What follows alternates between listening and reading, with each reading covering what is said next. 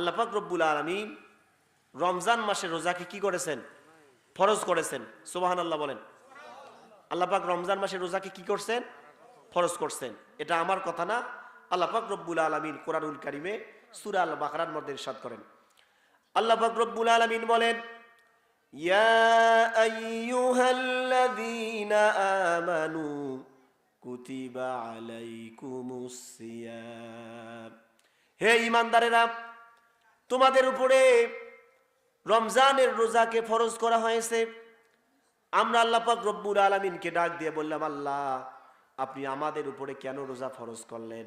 আল্লাহ পাক রব্বুল আলামিন আমাদেরকে জানাই দিচ্ছেন, কামা কুতিবা আলাল্লাযীনা মিন ক্বাবলিকুম লাআল্লাকুম তাত্তাকুন। সুবহানাল্লাহ বলেন। আল্লাহ পাক রব্বুল আলামিন বলেন, ও ঈমানদারেরা, আমি তোমাদের উপরে রোজাকে ফরজ করেছি যেভাবে তোমাদের পূর্ববর্তী উম্মতদের উপরে আমি রোজা ফরজ করেছিলাম।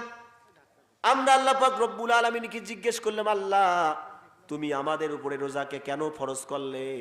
আল্লাহ পাক রব্বুল আলামিন আমাদেরকে জানাই দিলেন, লাআল্লাকুম তাত্তাকুন, বান্দা যাতে করে তুমি মুত্তাকি হতে পারো, পরহেজগার হতে পারো, এই জন্য আমি আল্লাহ রব্বুল আলামিন তোমাদের উপরে রোজাকে ফরজ করে দিয়েছি। কোন সুবহানাল্লাহ।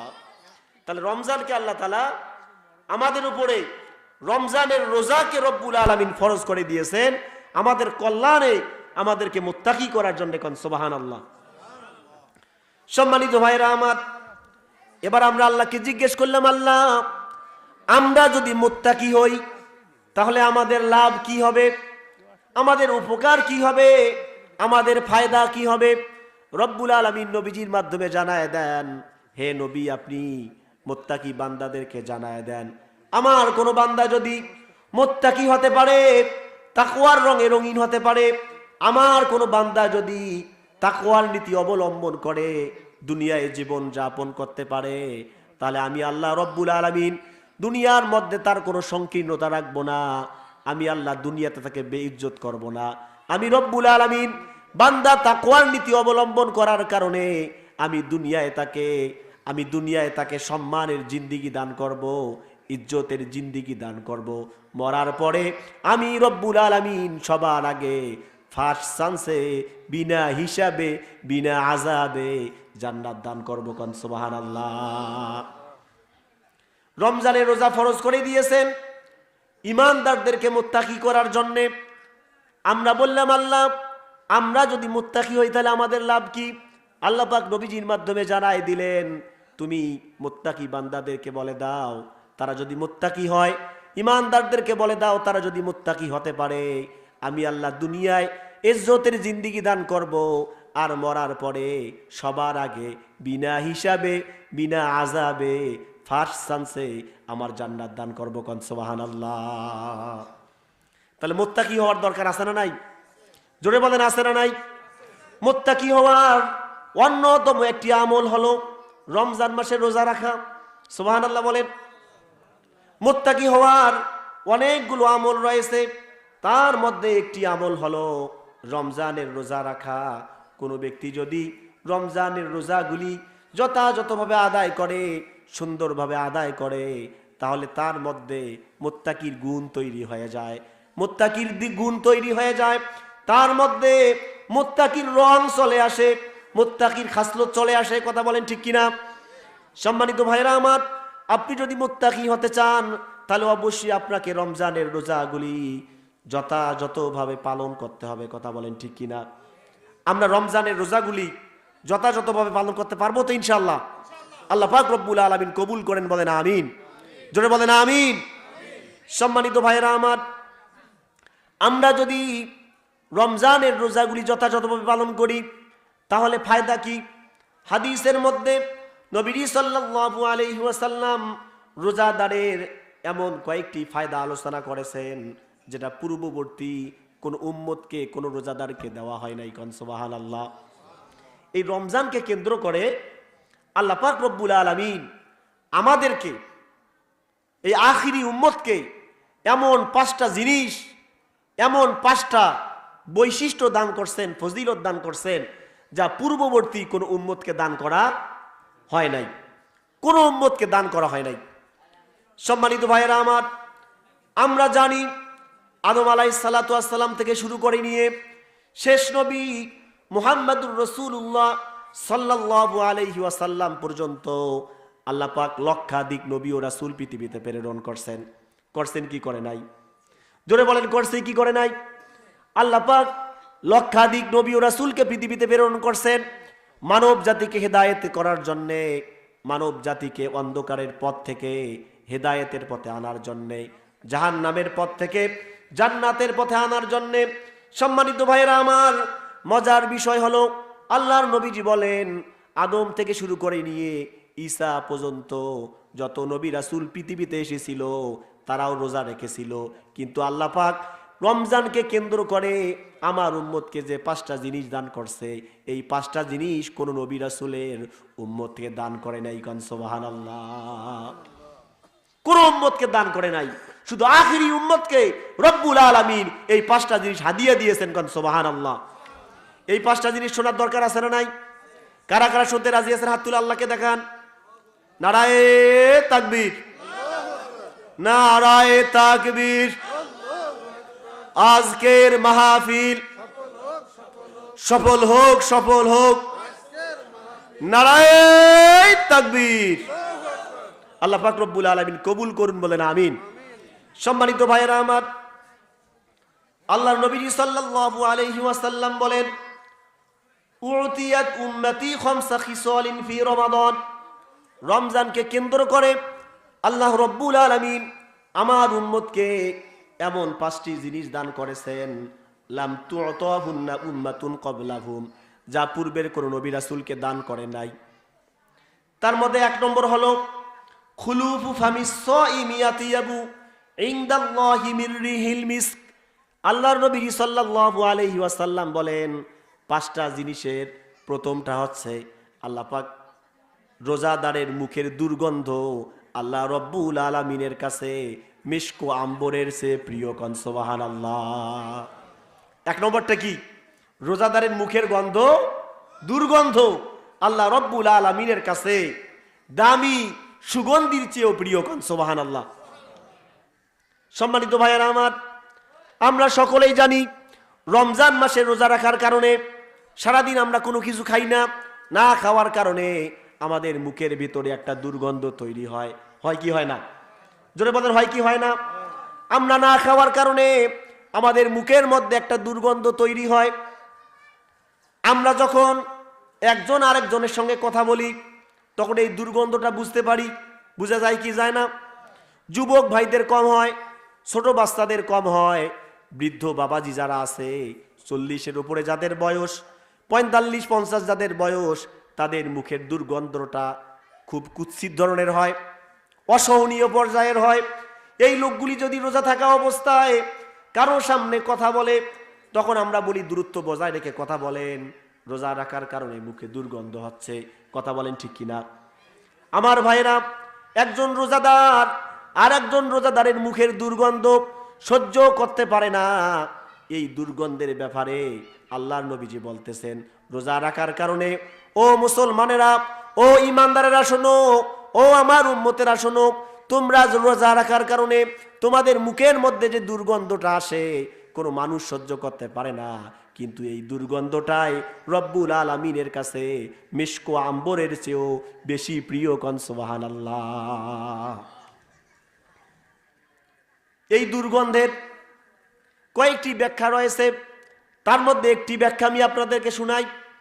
আল্লাহর নবী সাল্লাল্লাহু আলাইহি ওয়াসাল্লামের এই হাদিসের ব্যাখ্যা করতে গিয়ে মুহাদ্দিসিনে কেরাম বলেন আল্লাহ পাক রব্বুল আলামিন যে রোজাদারের মুখের দুর্গন্ধ আল্লাহর কাছে মিশক ও আম্বরের চেয়ে প্রিয়, এ কথাটার মানে হলো কিয়ামতের দিন যখন কিয়ামত সংগঠিত হবে, মানুষ যখন কবর থেকে উঠবে, সেই দিন রোজাদারেরাও কবর থেকে তো উঠবে।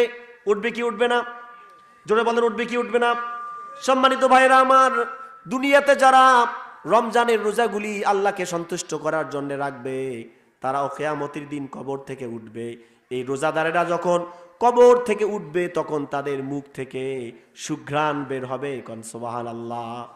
এই সুঘ্রাণটা এমন পর্যায়ের হবে মিশকো আম্বরের চেয়েও দামি সুঘ্রাণের চাইতেও বেশি হবে, কোন সুবহানাল্লাহ। আমার ভাইরা, লক্ষ লক্ষ মানুষের মধ্যে এই রোজাদারেরা যখন হাঁটবে কিয়ামতের দিন, লক্ষ লক্ষ মানুষ হবে কি হবে না? হবে কি হবে না? জোরে বলেন, হবে কি হবে না? লক্ষ লক্ষ মানুষ কিয়ামতের দিন কিয়ামতের ময়দানে দাঁড়াবে। সেই দিন রোজাদারেরাও দাঁড়াবে। এই রোজাদারের মুখ থেকে সেই দিন সুগন্ধি বের হবে, মেশকো আম্বরের চাইতেও দামি সুগন্ধ বের হবে। মানুষেরা তার কাছে গিয়ে বুঝতে পারবে এই লোকটার মুখ থেকে সুঘ্রাণ বের হচ্ছে, এই লোকটা দুনিয়ায় রোজাদার ছিল, কোন সুবহানাল্লাহ। সম্মানিত ভাইরা আমার, রোজা রাখার কারণে মুখে যে দুর্গন্ধ হয়, এটা আপনি মারা যাওয়ার পরে যখন কাল কিয়ামতের দিন আপনি দাঁড়াবেন, তখন এই দুর্গন্ধটায় সুগন্ধে পরিণত হয়ে যাবে, কোন সুবহানাল্লাহ। জোরে কন্যা সুবহানাল্লাহ। তাহলে রোজা রাখার দরকার আছে না নাই? এই ফজিলত হাসিলের দরকার আছে না নাই? আপনি যদি রমজান মাসের রোজাগুলো রাখেন, রব্বুল আলামিন রাজি হয়ে খুশি হয়ে আপনাকে এই ফজিলত দান করবে, কোন সুবহানাল্লাহ। তাহলে 5টি জিনিসের মধ্যে একটি জিনিস হচ্ছে কি, রোজাদারের মুখের দুর্গন্ধ আল্লাহর কাছে মিশকো আম্বরের চেয়েও বেশি প্রিয়, সুবহানাল্লাহ বলেন। এরপরে আসেন 2 নম্বরে আল্লাহর নবীজি বলেন ওয়াতাস্তাগফিরু লাহুমুল হিতান। রোজাদারের জন্য সমুদ্রের মাছ আল্লাহর কাছে দোয়া করতে থাকে, ইস্তেগফার করতে থাকে, সুবহানাল্লাহ। কতক্ষণ পর্যন্ত? হাত্তা ইফতিরু, যতক্ষণ পর্যন্ত রোজাদার ইফতার করে নাই। একজন রোজাদার ইফতার না করা পর্যন্ত তার জন্য সমুদ্রের মাছ আল্লাহর কাছে মাগফিরাতের দোয়া করতে থাকে, গুনাহ মাফের দোয়া করতে থাকে, কোন সুবহানাল্লাহ। আপনি রোজা থাকবেন আর আপনার গুনাহ মাফের জন্য সমুদ্রের মাছ আল্লাহর কাছে কি করবে? দোয়া করবে, সুবহানাল্লাহ বলবেন না? বলতে পারেন যে হুজুর, সমুদ্রের মাছ কেন দোয়া করবে? এটা সমুদ্রের মাছের কাছে এই হুকুম জারি করা হয়েছে, আল্লাহ পাক হুকুম জারি করে দিয়েছেন, ও আমার সমুদ্রে বসবাসকারী প্রাণীরা, ও মাছেরা শোনো, রমজান মাসে আমার নবীর উম্মতেরা রোজা রাখবে, ইফতার না করা পর্যন্ত তোমরা সকলেই ওই উম্মতের জন্য গুনাহ মাফের দোয়া করতে থাকবে, কোন সুবহানাল্লাহ। এটা আল্লাহ পাকের হুকুম করা হয়েছে তাদের প্রতি। আমরা এইদিকে রোজা রাখবো আর আমাদের জন্য গুনাহ মাফের দোয়া ওই মাছেরা কি আল্লাহর কাছে করতেই থাকবে। সম্মানিত ভাইয়েরা আমার, বলতে পারেন যে হুজুর মাছ কিভাবে দোয়া করে? শুধু মাছ না, মানুষ যখন আল্লাহ পাকের প্রিয় বান্দা হয়ে যায়, আল্লাহ পাকের আশেক হয়ে যায়, আল্লাহ পাকের মাহবুব হয়ে যায়, তখন দুনিয়ার সব কিছু তার মাহবুব হয়ে যায়, কোন সুবহানাল্লাহ। কোন মানুষ যখন আল্লাহ পাকের প্রিয় হয়, কোন মানুষ যখন আল্লাহ পাকের আপন হয়ে যায়, আল্লাহ পাকের আশেক হয়ে যায়, তখন আল্লাহ পাক রব্বুল আলামিন দুনিয়ার সব কিছুকে তার আশেক বানায়া দেয়, কোন সুবহানাল্লাহ। এই জন্যে কোন একজন কবি বলেছিল, জুতু মেরা তো সব মেরা, ফলক মেরা জমি মেরি, अगर तू एक नहीं मेरा तू कोई शाई नहीं मेरी, अगर तू एक नहीं मेरा तू कोई शाई नहीं मेरी। একজন কবি বলেছিল, রব্বুল আলামিন যদি তুমি আমার হও তাহলে সব কিছু আমার, ওই আসমানটা আমার, এই জমিনটা আমার। আর যদি তুমি আমার না হও তাহলে কোনো কিছুই আমার না। আমার সন্তান আমার আপন না, আমার স্ত্রী আমার আপন না, আমার মা বাবা আমার আপন না। তুমি যদি আপন হও সব কিছু আপন, আর তুমি যদি পর হয়ে যাও সব কিছু আমার পর হয়ে যায়। কথা বলেন ঠিক কিনা? সম্মানিত ভাইরা আমার, তাহলে আল্লাহ পাককে আপন করার দরকার আছে না নাই? জোরে বলেন, আছে না নাই? যে ব্যক্তি আল্লাহকে আপন করতে পারবে, যে ব্যক্তি আল্লাহ পাকের আপন হতে পারবে, দুনিয়ার সব কিছু তার আপন হয়ে যাবে, কোন সুবহানাল্লাহ। শুধু সমুদ্রের মাছ না, বনের হিংস্র প্রাণী বাঘ পর্যন্ত তোমার গোলামি করতে বাধ্য হবে। কথা বলেন ঠিক কিনা? সম্মানিত ভাইয়েরা আমার, আবুল হাসান খেরকানি রহমতুল্লাহি আলাই নামে একজন বুজুর্গ ব্যক্তি ছিল। নাম কি? আবুল হাসান খেরকানি রহমতুল্লাহি আলাই। অনেক মস্ত বড় বুজুর্গ ছিলেন। তিনি জঙ্গল থেকে কাঠ নিয়ে আসতেছেন। কি কাঠড়ি, লাকড়ি। জঙ্গলে মানুষ কি জন্য যায়? খড়ি নেওয়ার জন্য যায় না? লাকড়ি নেওয়ার জন্য যায় না? এ বাবা, আল্লাহর রাস্তায় কথা বলবেন না, আল্লাহর রাস্তায় কথা বলবেন না, একটু মনোযোগ দেন। জঙ্গল থেকে লাকড়ি নিয়ে আসতেছে, খড়ি, বিশাল বোঝা। লাকড়ির বোঝা হাতে নিয়ে আবুল হাসান খেরকানি রহমতুল্লাহি আলাই বাঘের পিঠের উপরে চলেছে। সুবহানাল্লাহ বলেন। কিসের পিঠের উপরে? বাঘের পিঠের উপরে চড়ছে। আর বাঘকে শাসন করার জন্য যে চাবুকটা তিনি বানাইছেন, ওটা কোনো দড়ির চাবুক না, অন্য কোনো কিছুই না। একটা বিষাক্ত অজগর সাপকে চাবুক বানায়া আবুল হাসান খেরকানি রহমতুল্লাহি আলাই জঙ্গল থেকে খড়ি নিয়ে বাড়িতে আসতেছে। কোন সুবহানাল্লাহ। তোমার মাইক আমার গলা টানতেছে ভাই, জুত পাইতেছি না কথা বলে। আমার আওয়াজ মাইক নিচ্ছে না, আমার কাছে খুব কষ্ট হবে মনে হচ্ছে। এটা কি আমি কত আগে নেই ভাই? আগে তো নিচ্ছি। সম্মানিত ভাইয়েরা আমার, কথা কি বুঝতেছেন? আবুল হাসান খেরকানি রহমতুল্লাহি আলাই, মানুষ বাঘকে দেখে পালিয়ে যায়, যায় কি যায় না? বাঘকে দেখে ভয় পায়। কিন্তু আবুল হাসান খেরকানি রহমতুল্লাহি আলাই বাঘের পিঠের উপরে লাকড়ি তুলে দিয়েছে। বিষাক্ত একটা সাপ, অজগর সাপকে চাবুক বানায়া তারায়া তারায়া বাঘকে বাড়ির দিকে নিয়ে যাইতেছে। কোন সুবহানাল্লাহ। এটা কি কারণে হয়েছে জানেন? ওই যে আবুল হাসান খেরকানি রহমতুল্লাহি আলাই আল্লাহ পাকের গোলাম, আল্লাহ পাক রব্বুল আলামিন বাঘকে সাপকে তার গোলাম বানায় দিয়েছে। কোন সুবহানাল্লাহ। এজন্য কবি বলেন, जो अल्लाह का हो गया उसका अल्लाह हो गया। যে আল্লাহ পাকের হয় আল্লাহ পাক তার হয়ে যায়, আর আল্লাহ পাক যখন কোনো বান্দার হয়ে যায় সব কিছু তার হয়ে যায়। কোন সুবহানাল্লাহ। বলেন তো, আসমান আর জমিনের ভিতরে যা কিছু রয়েছে সব কার? জোরে বলেন কার? কার কথা শুনে? আসমানে যে সমস্ত প্রাণী রয়েছে কার কথা শুনে? জমিনে যে সমস্ত প্রাণী রয়েছে কার কথা শুনে? আল্লাহ পাকের কথা শুনে। তো মানুষ যখন আল্লাহ পাকের হয়ে যায় তখন সব কিছু আল্লাহ পাক রব্বুল আলামিনের হয়ে যায়। কোন সুবহানাল্লাহ। সম্মানিত ভাইয়েরা আমার, মিশকাত শরীফে একটি হাদিস এসেছে, আল্লাহর নবী সাল্লাল্লাহু আলাইহি ওয়াসাল্লাম বলেন, যখন কোনো বান্দা আল্লাহ পাকের নৈকট্য হাসিল করতে করতে আল্লাহ পাকের প্রিয় হয়ে যায়, আল্লাহ পাকের মাহবুব হয়ে যায়, তখন আল্লাহ পাক রব্বুল আলামিন হযরত জিবরাইল আলাইহিস সালাতু ওয়াস সালামকে ডাক দেয়। কাকে ডাক দেয় ভাই? হযরত জিবরাইল আলাইহিস সালাতু ওয়াস সালামকে ডাক দেয়। ডাক দিয়ে বলে, ও জিবরাইল, অমুক গ্রামের অমুকের পুত্র অমুককে আমি আল্লাহ ভালোবাসি, আজকে থেকে তুমি তাকে ভালোবাসবে। সুবহানাল্লাহ বলেন। কে বলে? আল্লাহ তাআলা বলে। কে বলে? আপনাদের আওয়াজ নাই কেন? কে বলে? আল্লাহ তাআলা বলে। কাকে বলে? ফেরেশতা জিবরাইলকে ডাক দিয়ে বলে যে অমুক গ্রামের অমুকের পুত্র অমুককে আমি আল্লাহ ভালোবাসি, ও জিবরাইল এখন থেকে তুমিও তাকে ভালোবাসবে। সুবহানাল্লাহ। হযরত জিবরাইল আলাইহিস সালাতু ওয়াস সালাম আসমানে এসে সমস্ত ফেরেশতাদের সামনে ঘোষণা করে দেয়, কারণ হযরত জিবরাইল আলাইহিস সালাম হলেন সমস্ত ফেরেশতাদের লিডার, সমস্ত ফেরেশতাদের সর্দার। তিনি আসমানে এসে সমস্ত ফেরেশতাদেরকে ডাক দিয়ে বলে, ও ফেরেশতারা শোনো, অমুক গ্রামের অমুকের পুত্র অমুককে আল্লাহ রব্বুল আলামিন ভালোবাসে, আমাকে ভালোবাসতে বলছে, এখন থেকে তোমরাও তাকে ভালোবাসবে। কোন সুবহানাল্লাহ। আল্লাহ ভালোবাসে, আমি জিবরাইল ভালোবাসি, আজ থেকে তোমরাও তাকে কি করবে? ভালোবাসবে।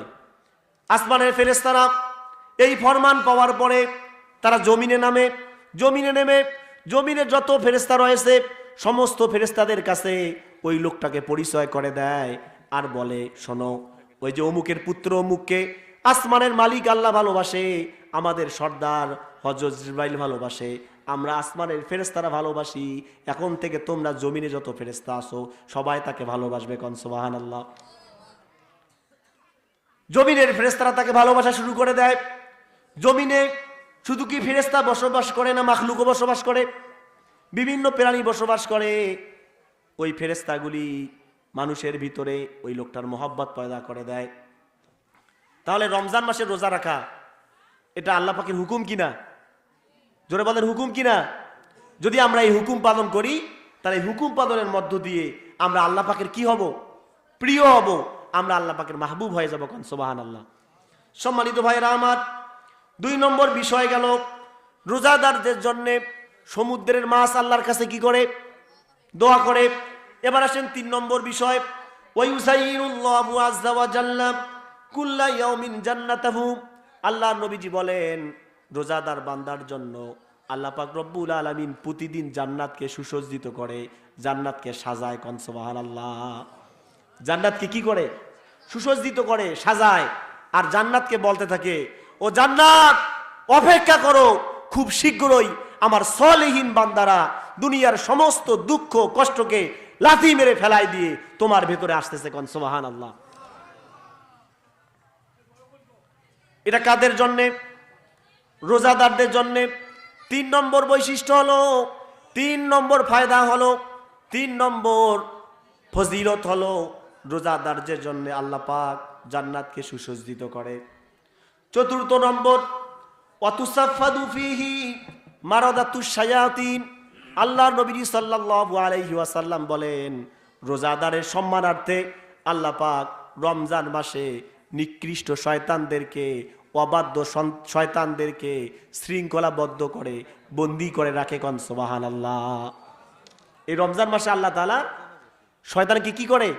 শৃঙ্খলাবদ্ধ করে রেখে দিছে, যাতে করে শয়তান রমজানের বাইরে যেভাবে মানুষকে গুনাহ করাইতো, রমজান মাসে যেন তারা রোজাদারদেরকে কোনো ডিস্টার্ব করতে না পারে, রোজাদারদেরকে যেন কোনো গুনাহ করাইতে না পারে।